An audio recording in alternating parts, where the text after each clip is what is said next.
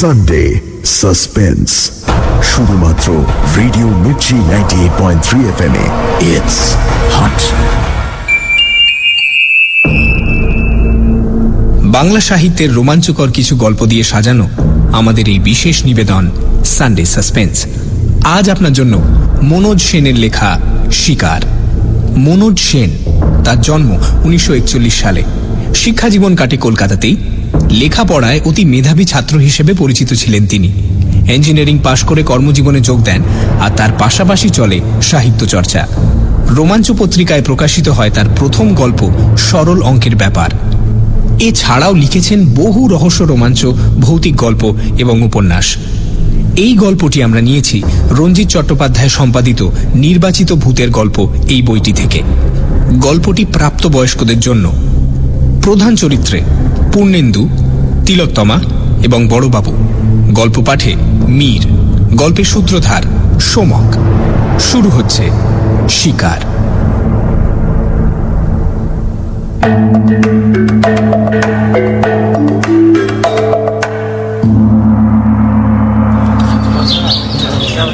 আমি ঘরে ঢুকতেই বুঝতে পারলুম কিছু একটা হয়েছে। সবার মুখ থমথম করছে, বড়বাবুর তো বিশেষ করে। কি হলো রে বাবা, আমি কি কোনো অপরাধ করলুম? এমন জরুরি তলব, আর এখানে এসে এই অবস্থা। দরজার পাশেই কার্তিক দাঁড়িয়েছিল। জিজ্ঞেস করলুম, কি হয়েছে রে কেতো? কার্তিক বলল, বড়বাবু ডেকেছে। হ্যাঁ, যা বলবার উনি বলবেন। তারপর গলা চড়িয়ে বলল, বড়বাবু, বড়বাবু, বিদ্যাসাগর এসেছে।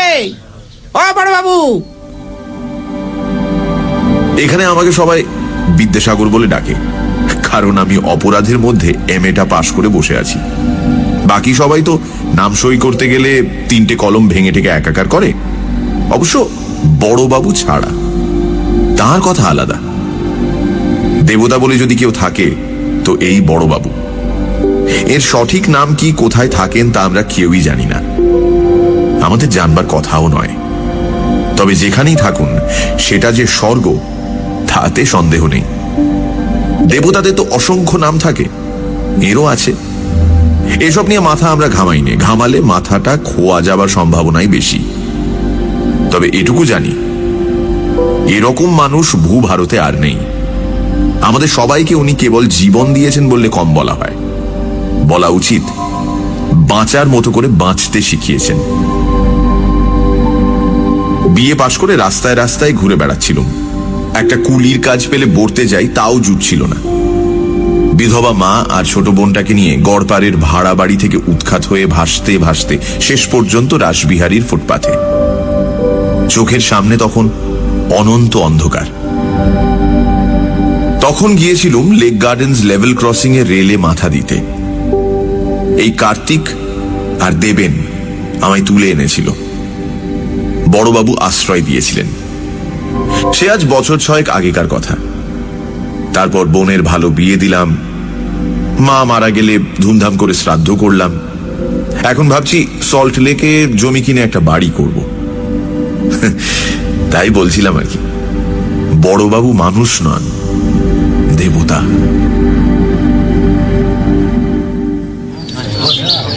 কার্তিকের গলা শুনে বড়বাবু ঘাড় ঘুরিয়ে আমার দিকে তাকালেন, বললেন, কে রে পূর্ণেন্দু, এদিকে আয়, খবর শুনেছিস? বড়বাবুর গলা শুনে বুঝলাম যে আমি কোনো দোষ করিনি। বাবা, বাঁচলুম। যা ভয় পেয়েছিলুম। হাত কচলাতে কচলাতে বললুম, আগে না তো। কি খবর বড়বাবু? বড়বাবু ঘরের একপাশে একটা গোল টেবিলের ওপাশে বসেছিলেন। বাকি সবাই দাঁড়িয়েছিল। ওর সামনে বসা। টেবিলের ওপর এক গ্লাস নিট হুইস্কি আর একটা বোতল রাখা ছিল। বড়বাবু এক চুমুক খেয়ে বললেন, হায়দার মারা গেছে। হায়দার? আমরা যাকে গরিলা বলে ডাকতুম, সে কি? সে ছিল বড়বাবুর পার্সোনাল বডিগার্ড। আমি ক্ষীণ কণ্ঠে জিজ্ঞেস করলাম, কি হয়েছিল? বদন ঘোষ রোডের একটা বাড়ির ছাদ থেকে কেউ ওকে ঠেলে রাস্তায় ফেলে দিয়েছিল। ঘাড় মটকে গেছে। আর ঠেলে ফেলাই বা বলি কি করে, ছুঁড়ে ফেলে দিয়েছে। রাস্তার ঠিক মাঝখানে লাশ পড়েছিল। কি সর্বনাশ! ওখানে কি করছিল? পরে বলছি। আচ্ছা, তোমরা এবার যাও, আমি পুণ্ডেন্দুর সঙ্গে কিছু কথা বলবো। বড়বাবুর আদেশ শুনে সবাই নিঃশব্দে ঘর থেকে বেরিয়ে গেল। দাঁড়িয়ে রইলাম শুধু আমি। বড়বাবু এক হাত তুলে চোখের কালো চশমাটা ঠিক করে নিলেন। উনি 24 ঘন্টা কালো চশমা পরে থাকেন। কেন কে জানে? শুনেছি ওর একটা চোখ নাকি পাথরের। হতেও পারে, সে খবরে আমাদের কি দরকার? বড়বাবু সম্পর্কে বেশি কৌতূহল একদম ভালো জিনিস নয়। বড়বাবু বললেন, বদন ঘোষ রোড তুই চিনিস? ভবানীপুরে? সে যাকে না চিনলেও চিনিয়ে দেওয়া যাবে এখন। ওখানে রাজমোহন সিংহ রায়দের বাড়ি আছে, পুরনো দিনের জমিদার বাড়ির মতন। বাড়ির ভেতরে মন্দির টন্দির আছে, রোজ পুজো আচ্ছা হয়। হায়দারকে ওখানেই পাঠিয়েছিল। কি যে হলো সে যাকে, এবার কাজের কথা বলি, মন দিয়ে শোন। বদন ঘোষ রোডের বাড়িটাকে লোকে বলে রাজমোহনের রাজবাড়ি। রাজমোহনের বিহারে না কোথায় মস্ত জমিদারি ছিল। ভদ্রলোক প্রায় 100 বছর আগে এই বাড়িটা বানিয়েছিলেন। পরবর্তীকালে ওর ছেলেপুলেরা কলকাতাতেই থাকতেন, এখান থেকে জমিদারি চালাতেন। প্রচুর পয়সা ছিল এক সময়, প্রচুর ফুর্তিপাত্তাও করেছে। তবে সে যাক, ওসব কোনো কাজের কথা নয়। এখন এই বাড়ির মালিক একটা মেয়ে, তার নাম তিলোত্তমা রায়চৌধুরী। এ হচ্ছে এখন সিংহ রায়দের শেষ বংশধর। ওর ভাই রত্নাকর সিংহ রায় বছর খানেক হলো মারা গেছে। সে বিয়ে তা করেনি, ছেলেপুলে নেই, কাজে এখন সব সম্পত্তির মালিকানা বর্তেছে ওই তিলোত্তমার উপর। ওর বাবা রমাকান্ত অনেকদিন আগেই গেছে। মেয়েটি বিধবা। বিয়ে হয়েছিল বছর 10 আগে কোনো এক রায়চৌধুরীর সঙ্গে, একটা বাচ্চা হয়েছিল। সেটা বছর 3 বয়সে মারা যায়। তারপরের বছর রায়চৌধুরীও মারা যায়। তখন মেয়েটি বাপের বাড়ি চলে আসে। এখানে এসে কেবল পুজো আচ্ছা ধর্মকর্ম নিয়ে আছে। এটা তা প্রায় গত 5 বছর ধরে চলছে। সিংহরাজের টাকা পয়সা এখন আর তেমন কিছু নেই, ফোঁপড়া হয়ে গেছে, কিন্তু ঠাঁট এখনো বজায় আছে। আর এটা চালিয়ে যাচ্ছে ওদের ওই ম্যানেজার দুর্গাশঙ্কর উপাধ্যায়। নামে হিন্দুস্তানি, বাঙালি হয়ে গেছে। বুড়ো হাড় বজ্জাত, ঘুঘু নাম্বার 1। ঘুষ খায় না, মেয়ে ছেলের লোভ নেই, মাল খায় না, একেবারে 3rd ক্লাস। আমি লোকটাকে বাজানোর জন্য বছর 2 আগে জিতেনকে পাঠিয়েছিলাম। তুই তো জিতেনকে জানিস, কথা বলা এক্সপার্ট। ইচ্ছে করলে আইনস্টাইনকেও বুঝিয়ে আসতে পারে যে সূর্য পশ্চিম দিকে ওঠে। সেই জিতেনের মুখ খুলতে না খুলতে হারামজাদা বুড়ো একেবারে পুলিশে ফোন করে বসে আছে। জিতেন কোনো রকমে ওখান থেকে কেটে বেরিয়ে এসেছিল। এখন তোর মনে প্রশ্নটা স্বাভাবিক যে সিংহ রায়রা যদি ফোঁপড়াই হয়ে গিয়ে থাকবে, তবে ওদিকে আমার নজর কেন? তার কারণ আছে। ওদের একটা জিনিস আছে যেটা বলা যায় অমূল্য। সেটা ওদের গৃহদেবতা, একটা বিষ্ণু মূর্তি। এই মূর্তিটা থাকে বাড়ির ভেতরে, কখনো বাইরে আসে না। বাইরের মন্দিরের যে বিষ্ণু মূর্তি, সেটা এই মূর্তিটার হুবহু নকল, কিন্তু নকলই। বাইরেরটা পাথরের, আসলটা অষ্টধাতু। বাইরের মূর্তিটা যেসব গয়নাগাটি আছে সেসব ঝুটো। আসলটায় যে কি আছে তা বলে দিতে হবে না। তার চেয়েও বড় হচ্ছে মূর্তিটার বুকে একটা প্রকাণ্ড পদ্মরাগ মণি ফিট করা আছে, যেটাকে বলে কৌস্তব মণি। আমার নজর ওই মূর্তিটার দিকে। আখতারুজ্জামান এই খবরটা দিয়েছিল বছর 3 আগে। সেই সময় রত্নাকর সিংহ রায় নাকি গোপনে এক জার্মান সাহেবের সঙ্গে দর কষাকষি করছিল ওটা বেচে দেবার জন্য। সেটা আখতার জানতে পারে, তখন সে আমার কাছে আসে। আজ রত্নাকর বা আখতার কেউই বেঁচে নেই। আমি ছাড়া এটার খবর আর বোধহয় কেউ জানে না। তবে আমার বিশ্বাস মূর্তিটা বের করে দিতে পারলে ঘরে 20 লাখ টাকা উঠবে মিনিমাম। চেপে চুপে ধরতে পারলে 40 পর্যন্ত উঠতে পারে। আমি হায়দারকে পাঠিয়েছিলাম মালটা ওঠানোর জন্য। ও বাড়ির একটা ঠিকে ঝিকে তুলে এনে কলকাতায় সে বলে দিল যে মাল কোথায় আছে। দোতলার ওপর কর্তামশাইয়ের ঘর, সেখানে দেওয়ালের মধ্যে গাঁথা সিন্ধুকের মতো মন্দির। বন্ধ করলে সিন্ধুক, খুললে মন্দির। সেখানেই গৃহদেবতার অবস্থান। তুই তো জানিস হায়দার ছিল কলকাতা কেন সারা দেশের 1 নম্বর গব্বাবাজ, যাকে ইংরেজিতে বলে ক্যাট বাগলার। অত বড় শরীরটা নিয়ে যে কোনো বাড়ির খাড়া দেওয়াল বেয়ে টিকটিকির মতো উঠে যেতে পারতো। 10 তলার ওপর কার নিচে বেয়ে হাঁটাচলা করতো, যেন ময়দানে হাওয়া খাচ্ছে। তার পক্ষে দোতলার ওপরে একটা ঘরে ঢুকে ঘুমের ওষুধ স্প্রে করে একটা সিন্দুক ভেঙে মাল বের করে আনা কোনো ব্যাপারই ছিল না। অথচ কিসের থেকে কি হয়ে গেল, হ্যাঁ? ওই বাড়ির যে 3টে দারোয়ান আছে তাদের 7 দিনেই হায়দারকে কাবু করা, তার মানে অনেকগুলো লোক ওখানে হায়দারের জন্য অপেক্ষা করছিল। ও ঢুকতেই সবাই মিলে ওকে কবজা করে ছাদ থেকে নিয়ে গিয়ে ছুঁড়ে ফেলেছে। কিন্তু প্রশ্ন হলো, লোকগুলো জানলো কি করে যে সেই দিনই হায়দার যাবে? আমি ভয়ে ভয়ে বললুম, ঠিকে ঝিটা। না না না না না, সেটাকে তো মেরে লেকের জলে ফেলে দিয়েছিলুম। ওসব সাক্ষী রাখতে আছে কখনো? খবর অন্য কেউ দিয়েছে। সে যাক গে, সে ব্যাপারে তোর মাথা ঘামানোর দরকার নেই। এখন তোকে কি করতে হবে বলি শোন। তানুক কাকে বলে জানিস? আগে সুন্দরী তরুণী বিধবা। হ্যাঁ, তোকে সেই তানুক পটাতে হবে। এই কাজে তুই এক্সপার্ট। যেখানে যতবার তোকে মেয়ে ছেলে জপাতে পাঠিয়েছি ততবার তুই সাকসেসফুল। তোর এই ফিল্ম স্টার মার্কা চেহারা, সাহিত্য টাহিত্য নিয়ে কবি টবি কথাবার্তা যে এমন কাজে লাগবে কে ভেবেছিল? যাকে তো এখন ওই তিলোত্তমাকে গাঁদা দরকার, কারণ কর্তামশাইয়ের ঘরেই তিলোত্তমা শোয় একা, আর ওই সিন্ধুকের চাবি থাকে তিলোত্তমা আঁচলে। ওর ঘরে নানান জায়গায়, খাটের পাশে, টেবিলের নিচে, আলমারির কোনায়, সুইচ বোর্ডের পেছনে অ্যালার্ম বেলের সুইচ রাখা আছে। 1 সেকেন্ড সময় পেলেই কিন্তু ও সুইচ টিপে দেবে। কাজেই তিলোত্তমাকে একেবারে পেড়ে ফেলতে না পারলে চাবিটা হস্তগত করা কঠিন হবে। তাছাড়া আর একবার গব্বাবাজ পাঠাবো তারও উপায় নেই। ওই শালা উপাধ্যায় সব কটা জানলার বাইরে বিচ্ছিরি গ্রিল লাগিয়েছে, আর এমন ভাবে আলো লাগিয়েছে যে ওই ঘরের জানলা দুটোর ওপর গ্রিল ভাঙার কলম নিয়ে বসলে তাকে সবাই দেখতে পাবে। আসল কথা, চাবিটা পেতে হলে ঘরের ভেতর ঢুকতে হবে এবং তিলোত্তমাকে অসহায় করে ফেলতে হবে। এখন এটাই হলো তোর টাস্ক। এবার বল, কোনো প্রশ্ন আছে? তিলোত্তমার বয়স কত? 27-28। কত বছর বয়সে বিয়ে হয়েছিল? 18 বছরে। স্বামী মারা গেল 22 বছরে। স্বামী কিরকম লোক ছিল? শুনেছি 1 নম্বরে দুশ্চরিত্র লোক ছিল। নেশা, ভাঙ, মেয়ে মানুষ সব দোষী ছিল। মূর্তিটা কত বড়? খুব বড় কিছু নয়, ফুটখানেক উঁচু হবে। একাই নিয়ে বেরিয়ে আসতে পারবি। কতদিন সময় দেবেন? তা নে না, তোর যত সময় দরকার তুই নে না, আমার কোনো তাড়া নেই। আমি চুপ করে আছি দেখে বড়বাবু বললেন, ব্যাস, আর কোনো প্রশ্ন নেই? না। তুই একটা কথা খেয়াল করেছিস? এই মেয়েটা কিন্তু ভীষণ ভক্তিমতী, ধর্মপরায়ণ আর সূচিবায়গ্রস্ত। তাতে কিছু যায় আসে না। ওসব বাইরের স্নায়বিক বিকার, ভেতরে সব সমান। এতদিনে এটুকু জ্ঞান আমার হয়েছে যে দুনিয়ায় এমন মেয়ে নেই যে প্রলোভন প্রতিরোধ করতে পারে। কেউ হয়তো বেশি দিন আটকে রাখতে পারে, কেউ কম দিন, কিন্তু শেষ পর্যন্ত লোভের কাছে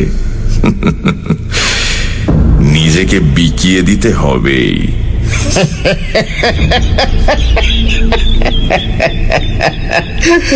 বাজি ছেলে, যা তৈরি হতে শুরু কর। তৈরি হতে মাস 4 সময় লাগলো।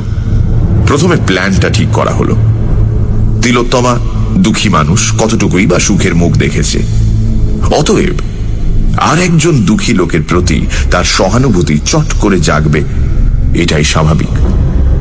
এবার সেই সহানুভূতির রাস্তা ধরে তার কাছে এগোতে হবে, আস্তে আস্তে, দুঃখী দুঃখী ভাবে, ভবিষ্যতের সুখের একটা আবছা ছবি আঁকতে আঁকতে। ধীরে ধীরে সেই অলিক ছবিটাকে একটা সত্যিকারের রূপ দিতে হবে। অতএব প্রথমেই চুল আর দাড়ি কাটা বন্ধ করে দেওয়া গেল। যখন সেগুলো বেশ বড় হয়ে উঠল, তখন রোজ শ্যাম্পু করে করে যতদূর সম্ভব রুক্ষ করে তোলা হলো। মাস 2 খাওয়া দাওয়া প্রায় বন্ধ করে দিলাম। কাজ শুরু করার 2 দিন আগে থেকে কুমোর বাড়ির মাটি ঘষে ঘষে চুল দাড়ি এলোমেলো উস্কো খুস্কো করে ফেললাম। তারপর ছেঁড়া প্যান্ট আর শার্ট জোগাড় করে ফেললাম। আমার চেহারা দেখে তো মল্লিকা হেসে অস্থির, বললে, বাপ রে বাপ, পারো তুমি। এমন পোশাকে আর এই চেহারা নিয়ে কোথায় যে যাচ্ছ তুমিই জানো। সেসব তো আবার জিজ্ঞেস করাও বারণ। তবে এতদিন ধরে যখন ঘষা মাজা চলেছে, তখন এবার বেশ বড়সড় কিছু হবে বলেই মনে হচ্ছে। কি গো, তাই না? বলেছি তো, এসব কথা জিজ্ঞেস করা বারণ। তবে এবার দাঁওটা যদি লাগে তোমার কপাল খুলে যাবে, এটুকু বলে দিলাম। বটে, কি হবে আমার? দিগঙ্গনা অ্যাপার্টমেন্টের 3 তলার ফ্ল্যাটটা তোমায় দিয়ে দেব, আমি চলে যাব সল্ট লেকে। ও, এই কেন, পছন্দ হলো না? 1200 স্কোয়ার ফুট, 2টো বেডরুম। 2টো বেডরুম? তবে আর কি, কি হবে আমার 2টো বেডরুম দিয়ে? আচ্ছা, তুমি আমায় বিয়ে করতে পারো না? বিয়ে? তোমাকে? আমি?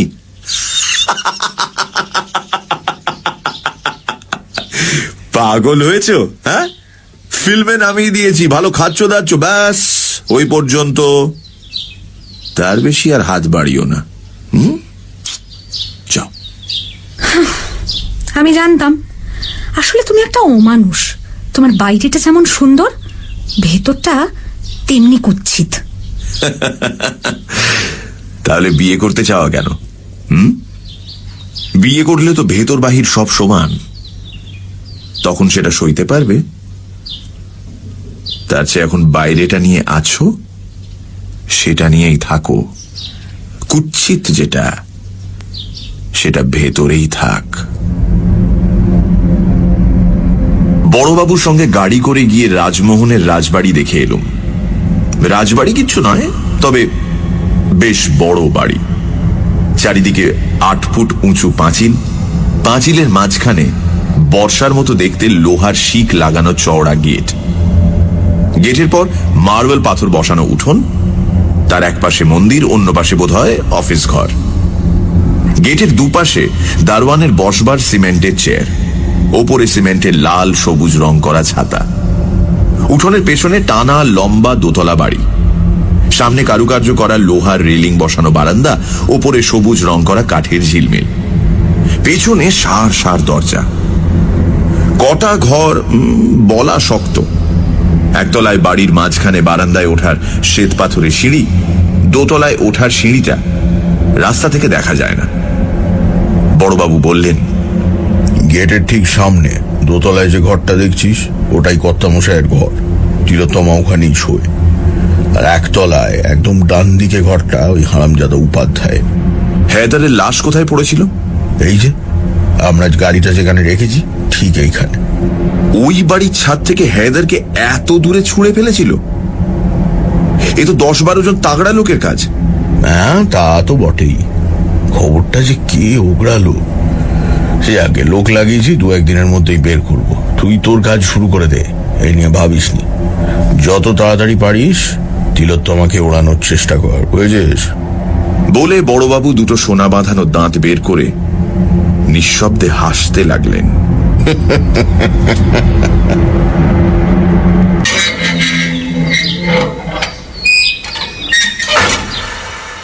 সারা রাত ফুটপাথে শুয়ে রইলুম। ভোরবেলা একটা রোগা পটকা দারোয়ান গেট খুলে দিল। তখন দেখি 2-4 জন বুড়ো বুড়ি ফুল টুল হাতে ভেতরে যাচ্ছে। আমিও তাদের সঙ্গে সঙ্গে ভেতরে ঢুকলাম, মাথা নিচু করে। মন্দিরটা দেখলাম খুব বড় নয়, আর নেহাত ছোটও নয়। মূল বিগ্রহের ঘরের সামনে একটা বড় সড়ো চৌকো বারান্দা আছে, শ্বেত পাথরে মোড়া। তার 4 কোণে 4টে কারুকার্য করা থামের ওপর একটা ছাদও আছে। আমি সিঁড়ি বেয়ে সেই বারান্দায় উঠে একটা থামে ঠেসান দিয়ে মাটিতে বসে উদাস দৃষ্টিতে বিগ্রহের দিকে চেয়ে রইলাম। আর কোনো দিকে তাকালাম না। কে এলো কে গেল সেদিকে কোনো খেয়ালই নেই। পুরুত মশাই পুজো করলেন, কি সব জলটল ছেটালেন, ভক্তেরা প্রসাদ নিল, আমি কিন্তু বসেই রইলাম। সন্ধেবেলা দারোয়ান এসে আমাকে বাইরে চলে যেতে বলল। আমি বেরিয়ে গেলাম। প্রথম দিন কেউ আমাকে লক্ষ্যই করল না। দ্বিতীয় দিন লক্ষ্য করলেন পুরুত মশাই। টের পেলাম পুজো করছেন, ঘুরছেন ফিরছেন, আর বারবার আমার দিকে তাকাচ্ছেন। আমার কিন্তু কোনো দিকে খেয়াল নেই, দৃষ্টি বিগ্রহের দিকে।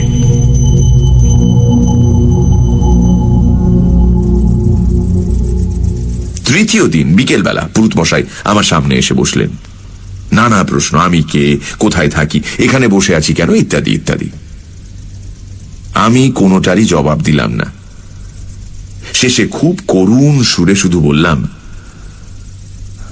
আমি এখানে বসে থাকলে যদি আপনার কোনো অসুবিধে না হয় তাহলে আমায় বসে থাকতে দিন। আমার কথা শুনে পুরুতমশাই অত্যন্ত লজ্জিত হলেন। চতুর্থ দিন দুপুরবেলা একটি দারোয়ান এসে আমার সামনে দাঁড়ালো, বলল, আমার সঙ্গে আসুন, ম্যানেজার বাবু ডাকছেন। আমি দীর্ঘশ্বাস ফেলে উঠে কম্পিত পদে উঠোন পার হয়ে অফিস ঘরে গেলাম। চলুন।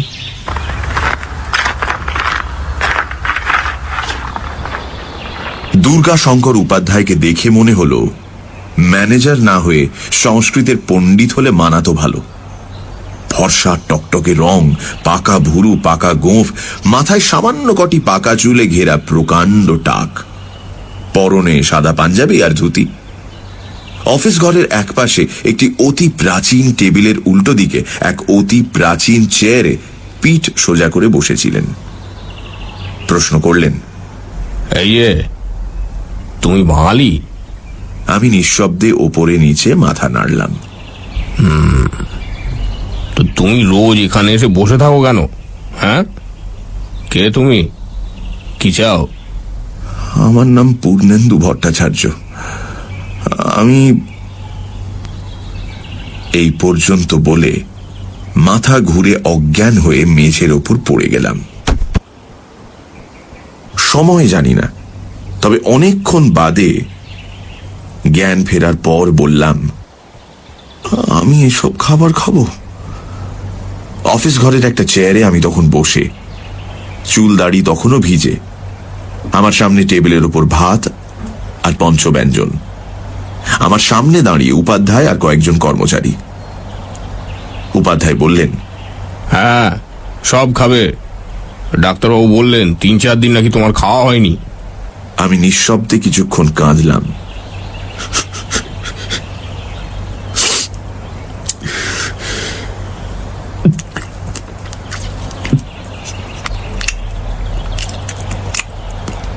তারপর মাছ তরকারি সরিয়ে রেখে শুধু নুন দিয়ে খানিকটা ভাত খেয়ে উঠে পড়লাম। উপাধ্যায়ের দিকে তাকিয়ে বললাম, ধন্যবাদ, তবে ভবিষ্যতে দয়া করে এটা করবেন না। আমি এখানে খেতে আসি না, আসি শান্তির খোঁজে। যদি মনে করেন আমার মতো হতভাগার এখানে এলে কোনো অসুবিধে আছে, দারোয়ানকে বলে আমাকে বারণ করে দেবেন। বলে ক্লান্ত পায়ে আস্তে আস্তে ঘর থেকে বেরিয়ে গেলাম। উপাধ্যায় খুব একটা বিচলিত হয়েছেন বলে তো মনে হলো না। কঠিন কণ্ঠে বললেন, তা বাপু এখানেই শান্তি পাবে এরকম কথা তোমার মনে হলো কেন? ঘুরে দাঁড়িয়ে বললাম, শান্তি পাবো কি পাবো না তা তো জানি না, তবে খুঁজতে দোষ কি? বহু জায়গাতেই তো খুঁজলাম, পাইনি তো। তবে হ্যাঁ, আপনাদের পুরুতমশাইয়ের সংস্কৃত উচ্চারণ বড় খারাপ, খুব কানে লাগে। বলে আবার ফিরে গিয়ে মন্দিরের বারান্দায় বসলাম। ডাক এলো সেদিন বিকেল বেলা। একটি কাজের মেয়ে এসে বলল, এই যে দিদিমণি তোমাকে ডাকতিছেন। বুঝলাম সময় হয়েছে কাছে যাবার।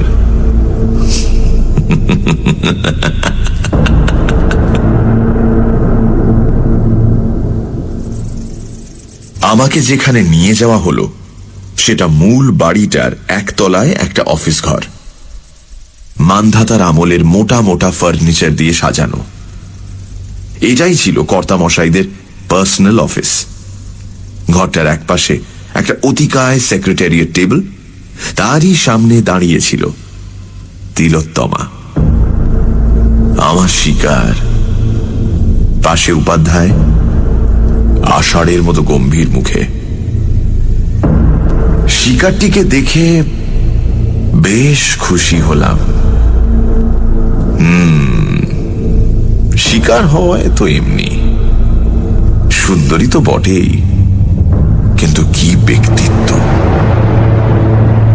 কেবল শুভ্র বসনে বা গায়ের রঙে নয়, তপকৃষ্ট মুখ, ঘন কালো চোখ বা রক্তিম ঠোঁট ঘিরে জলজল করছে একটা শান্ত, দৃঢ় এবং দুর্ভেদ্য জ্যোতি। লম্বা শরীরে সামান্য মেয়েদের ছোঁয়া লেগেছে, কিন্তু তাতে ক্ষতি হয়নি। এমন শিকার না হলে খেলায় আনন্দ কোথায়? বড়বাবুর অত হাসির কারণটা বুঝলাম। তার প্রিয় শিষ্য আমি ওই পাথর কঠিন সৌন্দর্যটা ছিঁড়ে ছিঁড়ে টুকরো টুকরো করছি, সে দৃশ্য কল্পনা করেই ওনার অত পুলক হয়েছিল।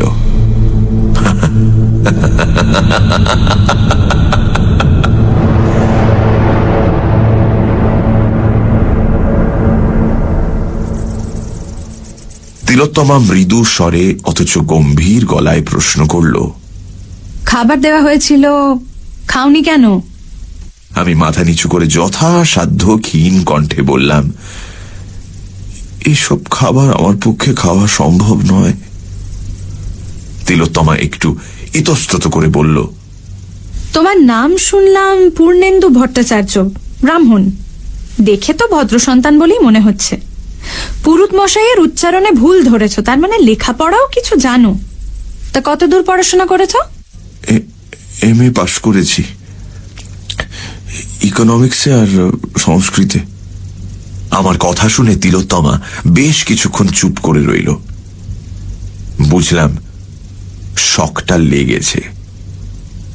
তারপর বলল, তুমি মানে আপনি ইকোনমিক্সে এমএ পাশ করে এমন পাগলের মতো চেহারা করে ঘুরে বেড়াচ্ছেন কেন? তার উপর 3 দিন খাননি, এখানেই বা এসে পড়ে থাকছেন কেন? আমি একটা খুব ম্লান হাসি হাসলাম। বললাম, আপনার প্রথম প্রশ্নের উত্তর আমার পাগল হয়ে যেতে আর বেশি বাকি নেই। দ্বিতীয় প্রশ্নের উত্তর, আমি 7 দিন খাইনি। আর তৃতীয় প্রশ্নের উত্তর হচ্ছে, আমার মতো অভাগা বিশ্বস্রষ্টার মন্দিরে আসে একটু শান্তির জন্য, অথচ যেখানেই যাই সেখানেই বড় গোলমাল, বড় ঠেলাঠেলি, বড্ড নোংরামি। এই একটা মন্দির যেখানে চেঁচামেচি নেই, দর কষাকষি নেই, তপবনের মতো এই জায়গাটা গম্ভীর, সংযত, উদার। তাই এখানে আসি।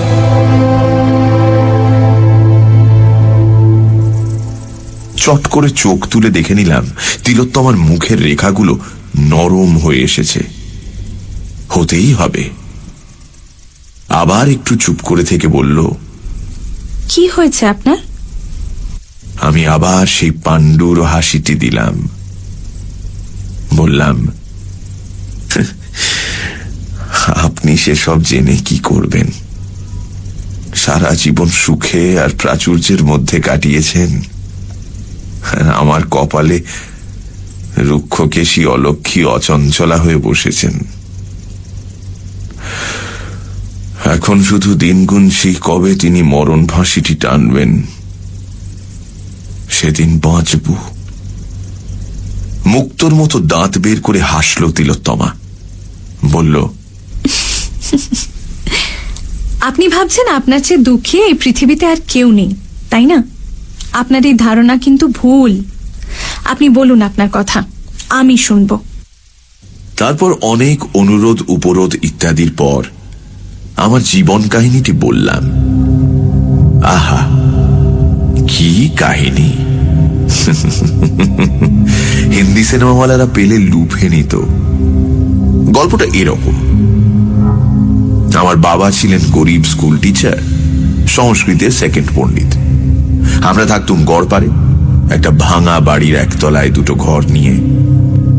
18 বছর বয়সে যখন উচ্চ মাধ্যমিক পরীক্ষা পাশ করলুম তখন বাবা মারা গেলেন।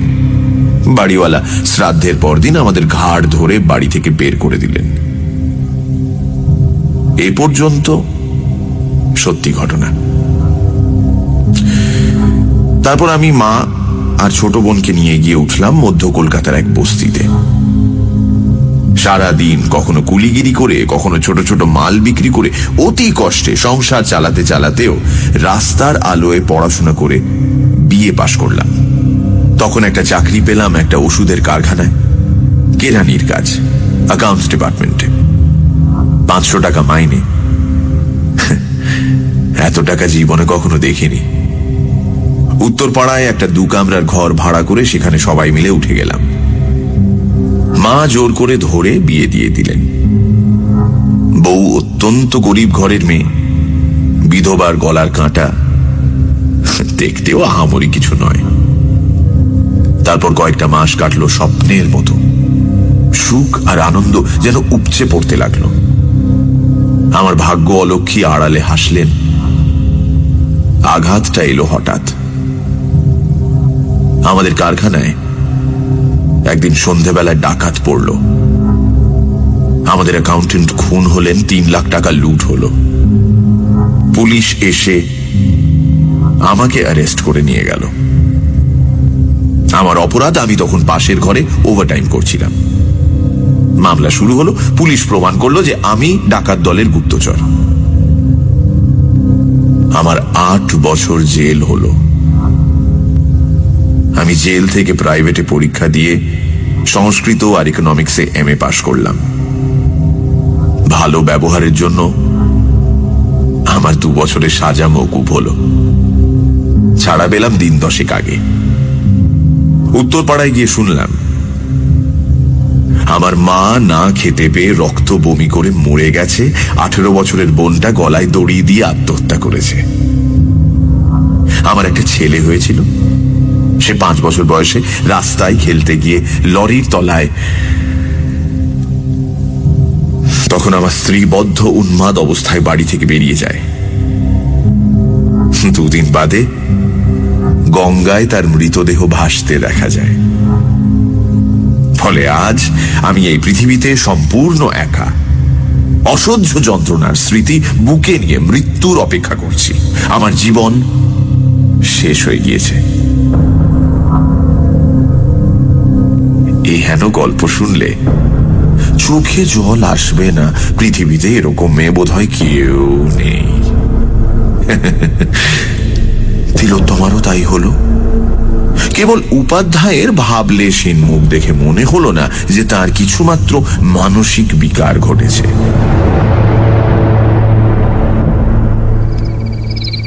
সজল কণ্ঠে তিলোত্তমা বলল, আপনার ধারণা জীবন শেষ হয়ে গেছে, তাই না? না, জীবন শেষ হয় না। প্রত্যেক দিন সকালে আমাদের নতুন জীবনের শুরু হয়। আপনারও হয় এবং হবে। জ্যাঠামশাই, মন্দির ট্রাস্টের একটা পোস্ট তো খালি আছে। পূর্ণেন্দু বাবুকে ওই কাজটা দিন না। উনি চাকরিও করবেন, মন্দিরেরও দেখাশুনো করবেন। উপাধ্যায় কঠিন গলায় বললেন, অজ্ঞাত কুলশীলস্য বাসদেয়ং না কসাচিৎ। হ্যাঁ, অজ্ঞাত কুলশীল ব্যক্তিকে কখনো আশ্রয় দেবে না। তার উপরে জেল খাটা আসামি। আশ্রয় তো দূরস্থান, তার মুখদর্শনও পাপ। দিদিমণি, আপনার চাকরি আপনারই থাক। ওর যদি আপত্তি থাকে তাহলে কাল থেকে আমাকে আর দেখতেও পাবেন না। কেবল আপনার কাছে 2টো সহানুভূতির কথা শুনে গেলুম। এই স্মৃতিটি মৃত্যু পর্যন্ত মনে থাকবে। এবার তাহলে অনুমতি দিন। না, দাঁড়ান, যাবেন না। জ্যাঠামশাই, ওর যদি কোনো অসৎ উদ্দেশ্য থাকতো তাহলে জেল খাটার অংশটুকু তো না বললেই পারতেন, তাই না? আর অজ্ঞাত কুলশীল হবেন কেন? ওর বাড়ির ঠিকানা আর অফিসের ঠিকানায় খোঁজ নিয়ে দেখুন না। উনি যা যা বলছেন তার মধ্যে যদি কোনো ফাঁকি থাকে তাহলে সেটা প্রমাণ হয়ে যাবে। যাক, বাঁচা গেল। গড়পাড়ের ঠিকানায় তো কোনো অসুবিধেই নেই, আর আশা করি জয় গোপাল মেডিসিন ম্যানুফ্যাকচারিং ওয়ার্কসের প্রকাশ মহাজন আর অতুল সারদানা সব কিছু ঠিকই বলবে। আসলে ফ্যাক্টরিটা বড়বাবুরই। হেরোইন আর কোকেনের বড়ি তৈরি করার গোপন জায়গা।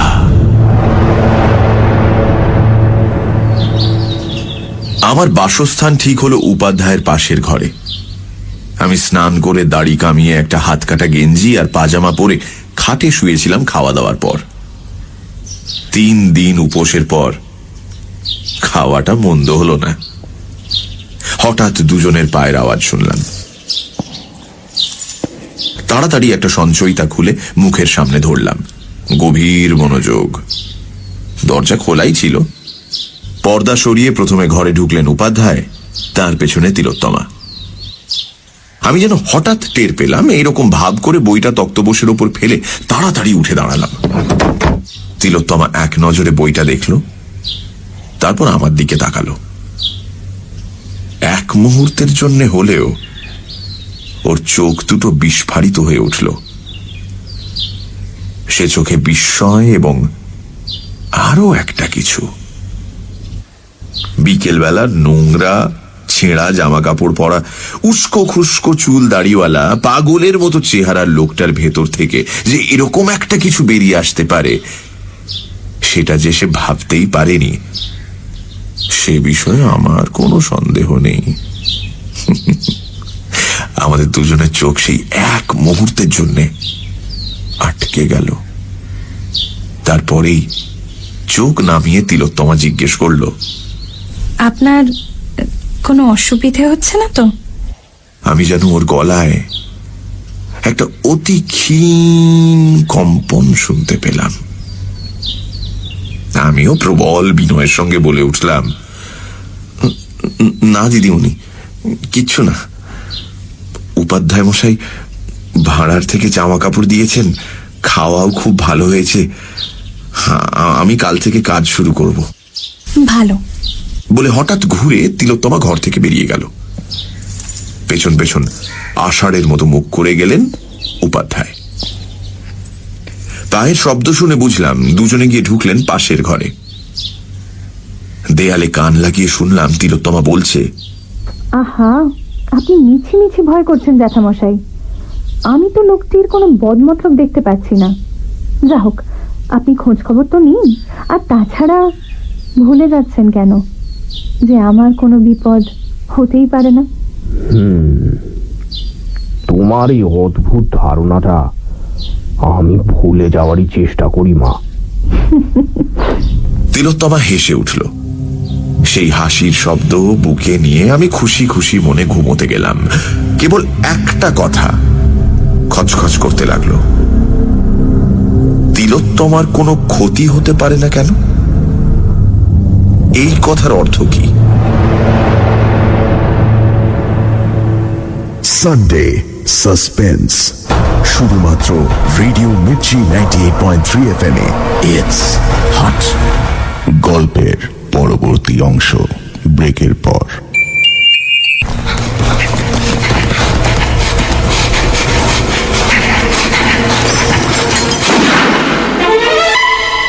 সানডে সাসপেন্স, শুধুমাত্র রেডিও মির্চি 98.3 FM এ। It's hot. সানডে সাসপেন্সে আজ মনোজ সেনের লেখা শিকার। রাস্তার এক দুঃখী ভিখারি সেজে সিংহরায়দের বাড়িতে ঢুকে পড়ে পূর্ণেন্দু। নানা মিথ্যে কথা এবং অভিনয়ের ছলে খুঁজে পায় তিলোত্তমা দেবীর সহানুভূতি। দুর্গাশঙ্কর এই ব্যাপারে তিলোত্তমাকে সাবধান করতে গেলে তার সন্দেহ হেসে উড়িয়ে দেয় তিলোত্তমা। সে নিশ্চিত এই বাড়িতে তার কোনো বিপদ হতে পারে না। তারপর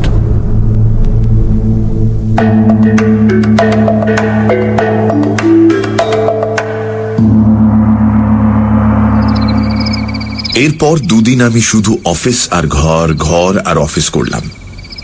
দ্বিতীয় দিনে দেখি উপাধ্যায়ের মুখের মেঘ খানিকটা কেটেছে। সেদিন রাত্রে আবার পাশের ঘরে কথোপকথনও শুনলাম। উপাধ্যায় বলছিলেন, ছেলেটা সত্যি কথাই বলেছে মা। হ্যাঁ, তবু বলবো আমাদের সাবধানে থাকা দরকার। জেলে থাকতে কত রকম লোকের সংস্পর্শে এসেছে তার তো ঠিক ঠিকানা নেই।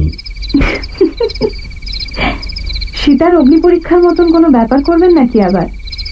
কি জানেন জ্যাঠামশাই, যারা আমাদের সহানুভূতি আর সমবেদনা পেলে সুস্থ সুন্দর মানুষ হয়ে উঠতে পারত, তাদেরই আমরা ঘৃণা করে দূরে সরিয়ে দিই। তারা বেঁচে মরে থাকে।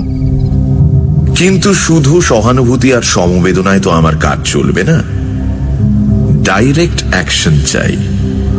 এই দুদিনে সেই প্ল্যানটা ঠিক করে নেওয়া গেল। তিলোত্তমার প্রাত্যহিক জীবনযাত্রার একটা সময়সূচি করে ফেললাম। দেখলাম সে খুব ভোরে ওঠে। সূর্য ওঠার একটু পরে সে স্নান করে নিচে নেমে আসে। আমাদের ঘরের পেছনে একটা বেশ বড় ফুলের বাগান আছে। সেখানে কিছুক্ষণ বেড়ায়, ফুল তোলে। পুরুত মশাই এলে যায় মন্দিরে। গেট খোলার আগে পুজো করে ফিরে আসে, তারপর ওপরে চলে যায়। কাগজপত্র সই করানোর জন্য উপাধ্যায় ওপরে যায়। আর কারুর ওপরে যাবার অধিকার নেই। শুনলাম সারাদিন তিলোত্তমা নাকি হয় পুজো আচ্চা করে, নয়তো লাইব্রেরি ঘরে বসে পড়াশোনা করে। উপাধ্যায়ের আদেশে রাত 9টার মধ্যে আমাদের শুয়ে পড়তে হয়, কিন্তু দেখেছি অনেক রাতেও তিলোত্তমার ঘরে আলো জ্বলে। সকাল থেকেই শুরু করা গেল প্ল্যানের প্রথম পর্ব। 3-4 দিন বাদে একদিন ভোরবেলা সিন্ধু ভৈরবীতে বাঁধা একটা মীরার ভজন গাইতে শুরু করলাম। कहाँ से आए बदरा हो घुलता जाए कजरा कहाँ से आए बदरा। জানলার পর্দাটা সামান্য ফাঁক করে রাখলাম তিলোত্তমার উপর গানের এফেক্টটা কি হয় সেটা দেখবার জন্য। আমার গলা ভালো, বড়বাবুর কৃপায় ওস্তাদ বাদল মিয়ার কাছে রীতিমতো তালিম নিয়েছি। सपनों की सूखी দেখলাম গান শুরু হতেই তিলোত্তমা একবার এদিক ওদিক তাকিয়ে দেখে নিল গানটা কোত্থেকে আসছে। তারপর যেন ওর বেড়ানোয় একটা ছন্দ পতন ঘটল। একটু ইতস্তত ঘুরলো, 2-1 ফুল গাছের সামনে দাঁড়ালো, তারপর একটা বকুল গাছের নিচে একটা বেদির ওপর মাথা নিচু করে বসে পড়ল। कहाँ से आए बदरा हो স্থির অকম্পিত দেহে আমার গান শুনতে লাগলো। আর দেখলাম ওর এমনিতে ফ্যাকাশে মুখে যেন রঙের ছোঁয়া লেগেছে। কান দুটো লাল হয়ে উঠেছে। একটু বাদে একটি কাজের মেয়ে এসে কি যেন বলল, বোধহয় বলল যে পুরুত মশাই অপেক্ষা করছেন। তখন সে তাড়াতাড়ি উঠে ফুলের সাজিতে যেমন তেমন কতগুলো ফুল তুলে তাড়াতাড়ি বাগান ছেড়ে চলে গেল। अमृत होठों तक आते ही जैसे আমি অবশ্য গানটা চালিয়েই গেলাম। তারপরেও বেশ কিছুক্ষণ ধরে বুঝলাম ওষুধ ধরতে শুরু করেছে। कहाँ से आए बदरा।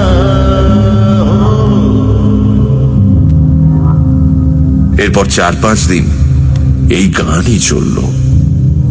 কখনো আহির ভৈরব, কখনো ললিত, কখনো বা বিভাস। রোজই সেই এক দৃশ্য।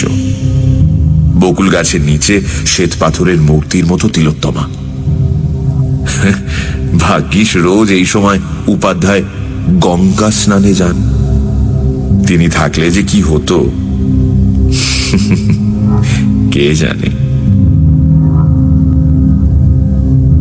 এরপর প্ল্যানের দ্বিতীয় পর্ব, দূরত্বটা সরিয়ে দিয়ে কাছাকাছি আসার প্রচেষ্টা।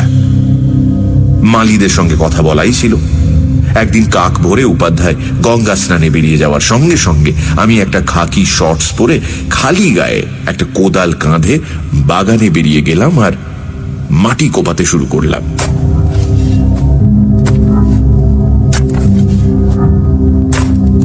সূর্য উঠল ততক্ষণে আমার সর্বাঙ্গ ঘামে ভিজে চকচক করছে। সবকটা মাসল অবলীলায় খেলে বেড়াচ্ছে। তিলোত্তমার আসার পথের দিকে পেছন করে আমি এক মনে মাটি কোপাতে লাগলাম। একটু বাদে শুকনো পাতার উপর লঘু পায়ের শব্দ আর দামি সাবানের মৃদু সুবাসে বুঝতে পারলাম যে সে এসে পেছনে দাঁড়িয়েছে। কয়েকটি রুদ্ধশ্বাস মুহূর্ত, তারপরেই আমি যেন হঠাৎ টের পেয়ে ঘুরে দাঁড়ালাম। দেখলাম ফুলের সাজি হাতে বিস্ফারিত চোখে তিলোত্তমা আমার দিকে চেয়ে দাঁড়িয়ে আছে। একটা ক্ষুধিত বাঘিনীর মতো তার রক্তিম মুখ, নিষ্পলক দু চোখে চকচক করছে লোলুপ দৃষ্টি।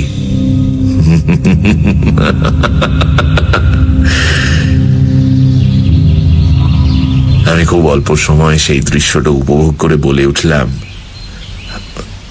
আরে দিদিমণি, আপনি কখন এলেন? দেখিনি তো।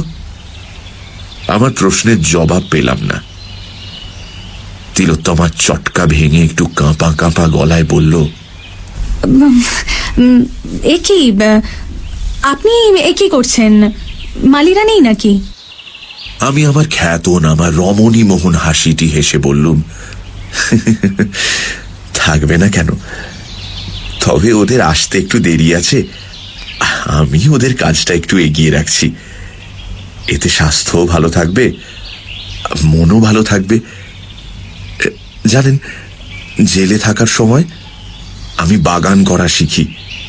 আমি শান্ত শিষ্ট হয়ে থাকতুম বলে বোধহয় ওরা আমাকে কঠিন কাজ না দিয়ে ওই বাগানের কাজ দিয়েছিল। আজ আমি এ কাজে কিন্তু এক্সপার্ট। আপনি জেলের কথা ভাবেন কেন? আরে ও কথাটা ভুলে যান। মনে করুন ওই জীবনটা আপনি ফেলে এসেছেন চিরকালের জন্য। মন ভালো করতে বই পড়েন না কেন? ভালো বই পাবো কোথায়? এদিকে ধারে কাছে কোথাও তো লাইব্রেরি আছে বলে জানি না। লাইব্রেরি আছে, এ বাড়িতেই আছে। আমার ঠাকুরদার আর বাবার কালেকশন। আমার পুজো হয়ে গেলে ওপরে যাব যখন, তখন আসবেন, আপনাকে দেখিয়ে দেব। আপনি যত খুশি বই ওখান থেকে নিয়ে পড়ুন, কিন্তু এসব কাজ করবেন না। আপনি বারণ করলে কখনো করবো না দিদিমণি। তবে আমার যে বাগান করতে খুব ভালো লাগে। বেশ, তাহলে করুন। আর শুনুন, আমাকে দিদিমণি বলে ডাকবেন না, মানে উত্তমাদি বলে ডাকবেন না হয়? আচ্ছা, উত্তমাদি, তাই হবে।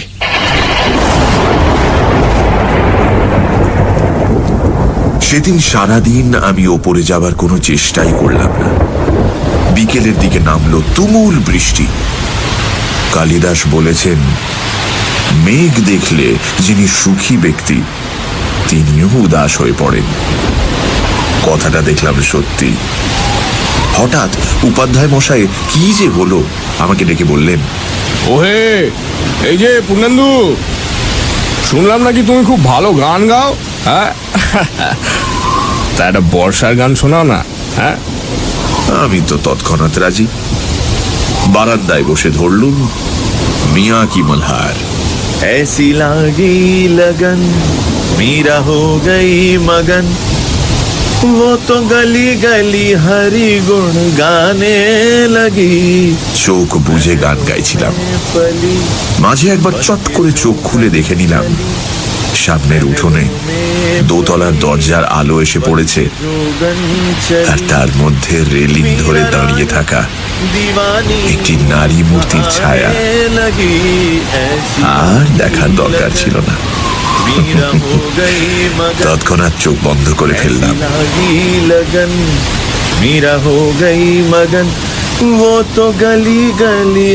সেই রাতে খুব তাড়াতাড়ি দোতলার আলো নিভে গেল।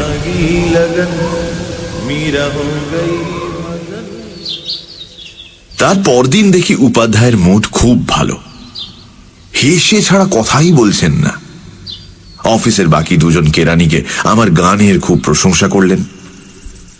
এর মধ্যে বিকেলবেলা তিলোত্তমার কাজের মেয়েটি অফিস ঘরে এসে আমায় বলল, আরে তোমাকে দিদিমণি ডাকতেছেন গো, এক্ষুনি একবার উপরে যাও। আমি উঠে দাঁড়ালাম। তৎক্ষণাৎ ঘরের মধ্যে বজ্র নির্ঘোষ শুনলাম, দাঁড়াও, আমিও তোমার সঙ্গে যাব। তাকিয়ে দেখি উপাধ্যায়ের মুখে আবার আষাঢ়ের মেঘ, তবে এবারেরটা আরো ঘন। আমরা দুজনে একসঙ্গে দোতলায় উঠলাম। দেখি লম্বা বারান্দার এক প্রান্তে একটা দরজার সামনে তিলোত্তমা দাঁড়িয়ে রয়েছে। আমাদের দেখে সুন্দর মিষ্টি হেসে বলল, হে কি জ্যাঠামশাই, আপনাকেও ডেকে নিয়ে এলো নাকি?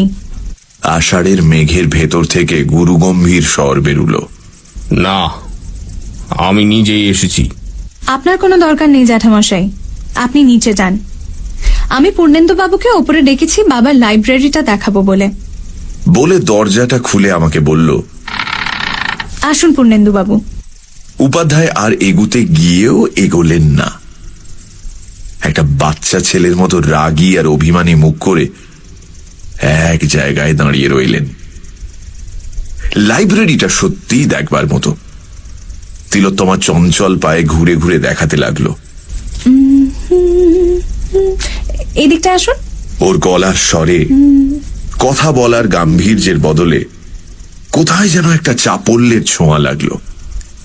এমনকি একটা বই আলমারি থেকে নামিয়ে সেটা খুলে আমাকে, এটা দেখুন দেখুন দেখুন দেখুন, এই লেখাটা দেখুন বলে যখন ডাকলো, আমি ওর ঘাড়ের উপর দিয়ে বইটা দেখার ছলে ঘনিষ্ঠ হয়ে কাছে এগিয়ে গেলেও সে কিন্তু সরে গেল না। আবার দেখলাম মুখের রক্তাভা, আর তার সঙ্গে বুকের ঘন ঘন ওঠা পড়া।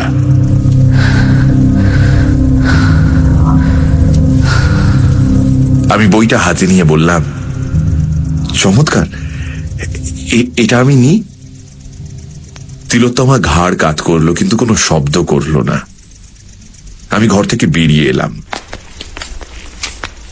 দেখি উপাধ্যায় এক জায়গায় একভাবে দাঁড়িয়ে আছেন। উনি আমার হাতের বইটা আর চোখে দেখলেন। তারপর আমরা দুজনে একসঙ্গে নিচে নেমে গেলাম।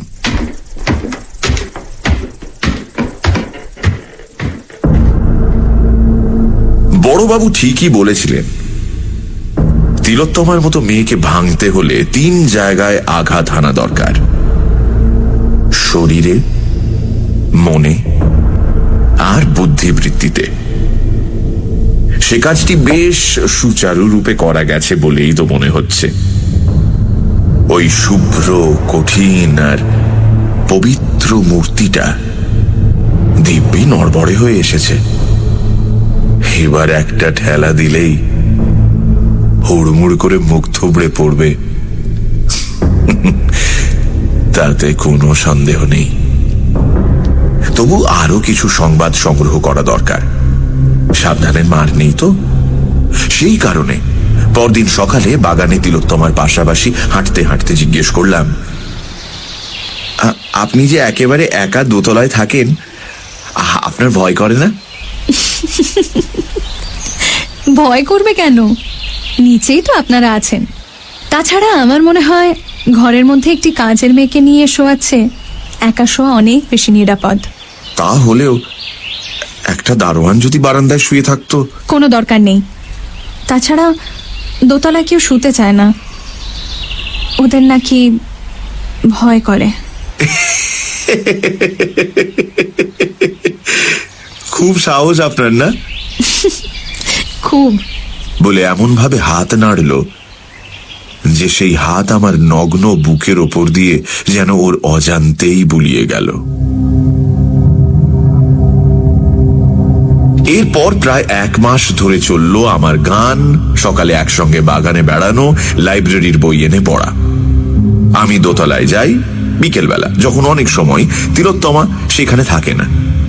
ধীরে ধীরে উপাধ্যায়ের মুখের মেঘ আবার কেটে যেতে লাগলো, কারণ বাহ্যত তিলোত্তমা আর আমার মধ্যে প্রভু ভৃত্যের সম্পর্ক, আর সেরকম দূরত্বই তিনি দেখতে লাগলেন।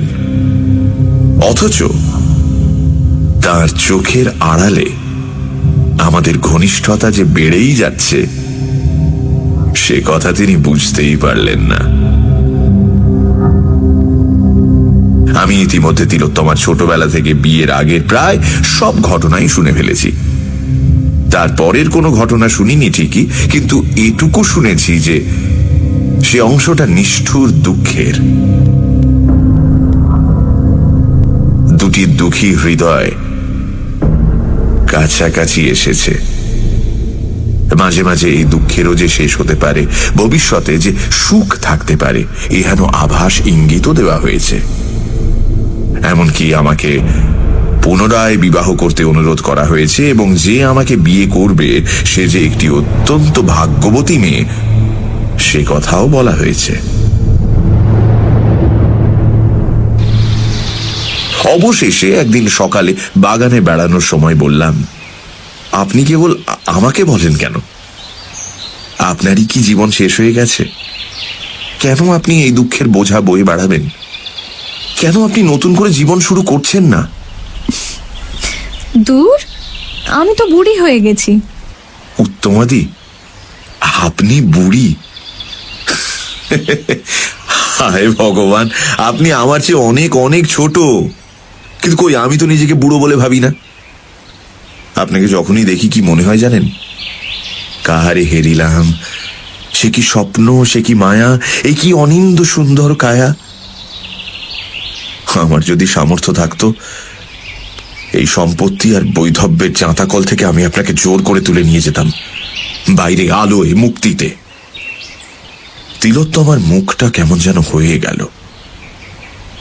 চাপা গলায় বলল, কে বলেছে তোমার সামর্থ্য নেই? বলি হঠাৎ দ্রুত চঞ্চল পায়ে মন্দিরের দিকে চলে গেল।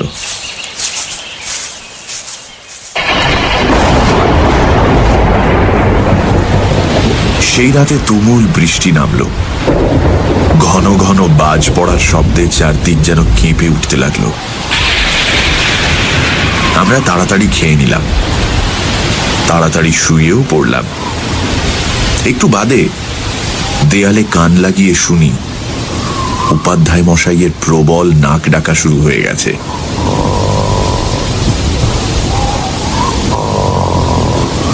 বুঝলাম আর দেরি করা ঠিক নয়।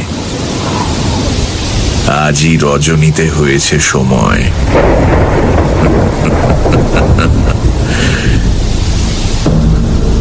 তৈরি হতে বেশিক্ষণ লাগলো না।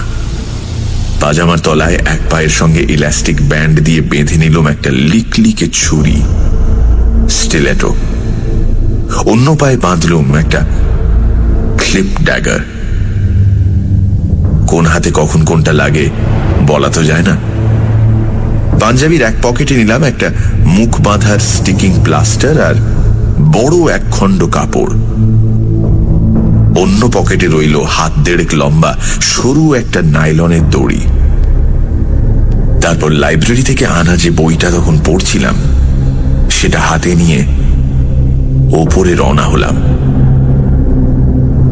একটা ব্যাপারে অন্তত নিশ্চিন্ত ছিলাম যে আমার আজকের এই নৈশ অভিসারের কথা কারুর পক্ষে জানা সম্ভব নয়।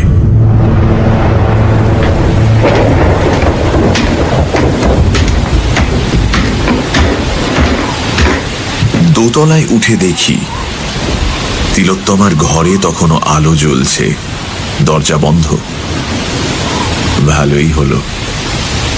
আমি পা টিপে টিপে ওর ঘরটা পার হয়ে লাইব্রেরি ঘরের দরজাটা ইচ্ছে করে একটু শব্দ করে খুলে ভেতরে ঢুকলাম আর আলোটা জ্বালিয়ে দিলাম। তার একটু পরেই তিলোত্তমার ঘরের দরজা খোলার শব্দ পেলাম। তৎক্ষণাৎ আমি পেছন ফিরে বইটা আলমারিতে রাখতে ব্যস্ত হয়ে পড়লাম।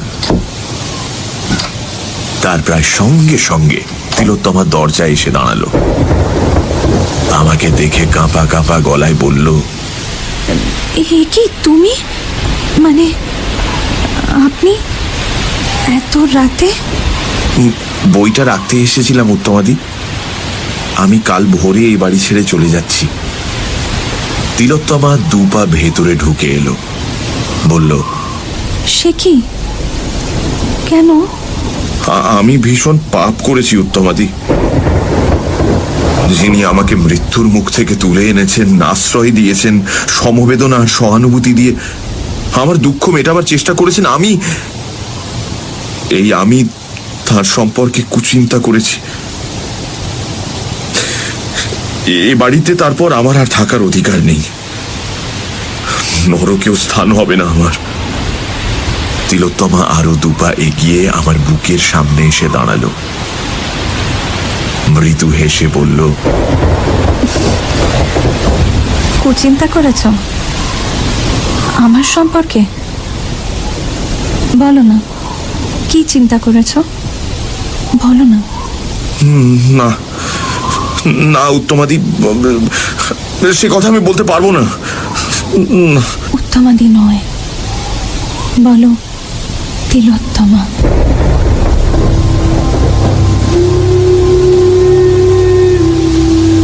আমি তৎক্ষণাৎ প্রবল আলিঙ্গনে ওকে জড়িয়ে ধরে বলতে লাগলাম, তিলোত্তমা, তিলোত্তমা, তিলোত্তমা। কিন্তু আমার মনে তখন একটা সমস্যা। এই অবস্থায় আমি এক্ষুনি তিলোত্তমাকে খুন করে ফেলতে পারি, একটা শব্দও করার সুযোগ পাবে না। তারপর চাবিটা হস্তগত করা কোনো ব্যাপারই না। সেটাই করব না আগে এমন সুন্দরী মেয়েটাকে উপভোগ করে নেব?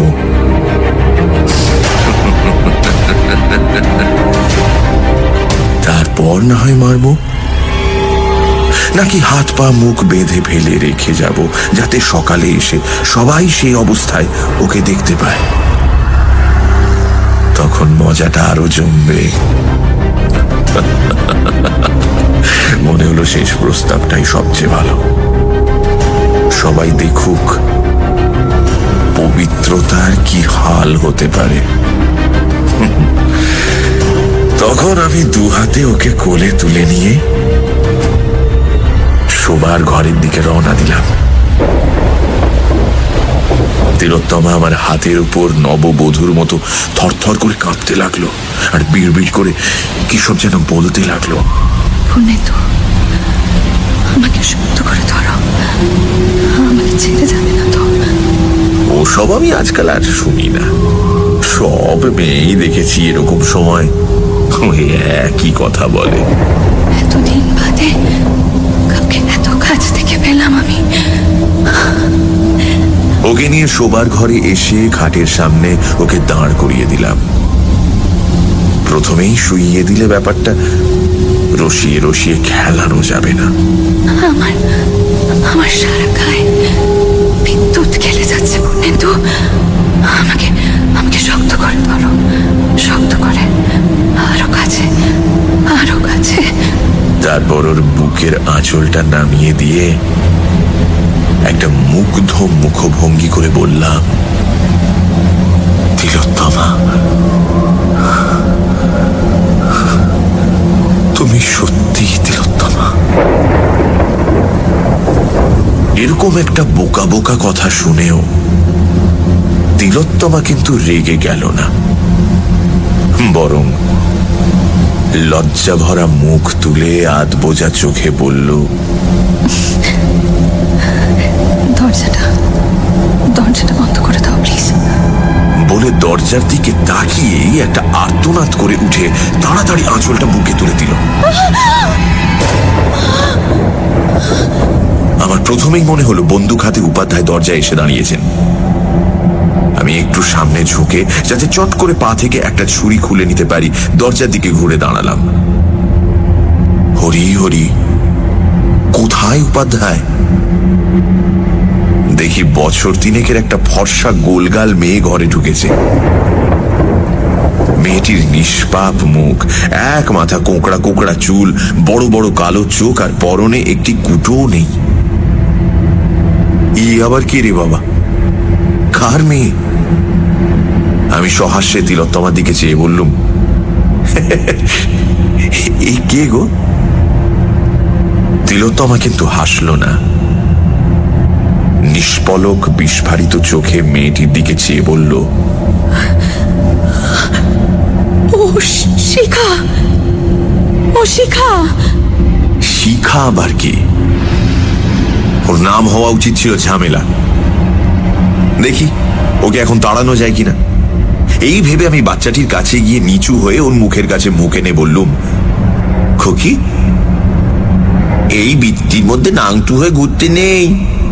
যাও যাও, তোমার ঘরে যাও, যাও। বলতেই মেয়েটি হঠাৎ হাত বাড়িয়ে আমার চুলের মুঠি ধরে আমাকে পাশের দেয়ালে আছড়ে ফেলল। ব্যাপারটা এমন আচম্বিতে হলো যে আমার মুখ থেকে একটা শব্দ বেরোলো না। আমার মাথা ঝনঝন করে উঠল। আমি স্তম্ভিত বিস্ময় অনড় হয়ে পড়ে রইলুম।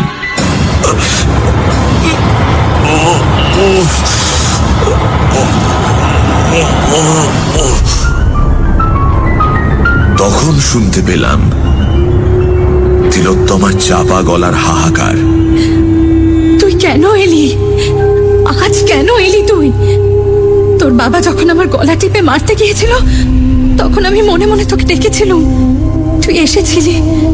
গুন্ডাগুলো যখন আমায় ধরতে এসেছিল তুই এসেছিলি। ওই দৈত্যটা যখন এসেছিল তখনও এসেছিলি। কিন্তু আজ কেন? ও তো আমার কোনো ক্ষতি করতে আসেনি রে, ও তো আমার কোনো অনিষ্ট করতে চায় না। তবে কেন?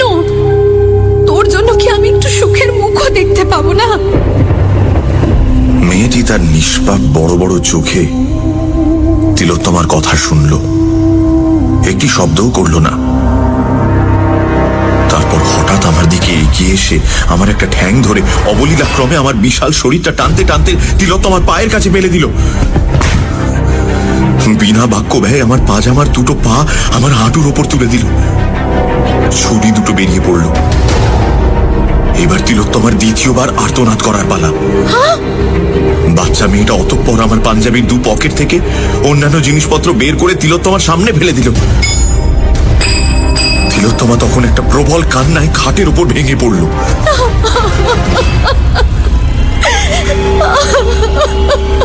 আমি দেখলাম এটাই শেষ সুযোগ। কোন রকমে একটু খাড়া হয়ে বসে বিদ্যুৎ বেগে স্টিলেটোটা টেনে নিয়ে বাচ্চাটার গলা লক্ষ্য করে চালালাম।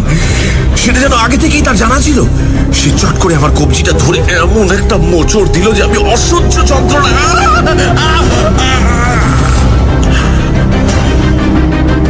কি কষ্টে যে চিৎকারটা আটকালাম সে শুধু আমিই জানি। কেবল আমার গলা থেকে একটা বিকৃত আওয়াজ বেরোলো।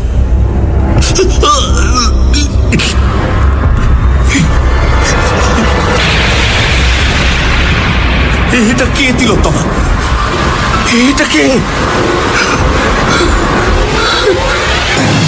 ততক্ষণে বাচ্চাটা আমাকে দরজার দিকে টানতে টানতে নিয়ে যাচ্ছে। তারই মধ্যে শুনতে পেলাম আমার প্রশ্নের উত্তর। ও আমার মেয়ে শিখা। তিলোত্তমার মেয়ে? সে কোথায় ছিল এতদিন? আমার চিন্তা সব জট পাকিয়ে যাচ্ছে। আমার নাক মুখ দিয়ে যেন আগুন বেরোচ্ছে। আমাকে কোথায় নিয়ে যাচ্ছে?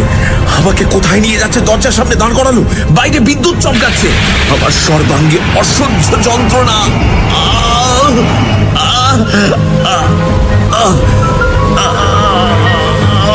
আমি পালাতে চাই, এখান থেকে পালাতে চাই। হঠাৎ আমার পেছনে একটা প্রচন্ড আঘাত লাগলো।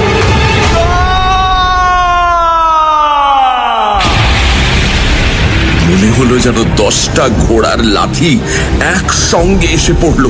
আমি ছিটকে বারান্দা দিয়ে শূন্যে এসে পড়লাম।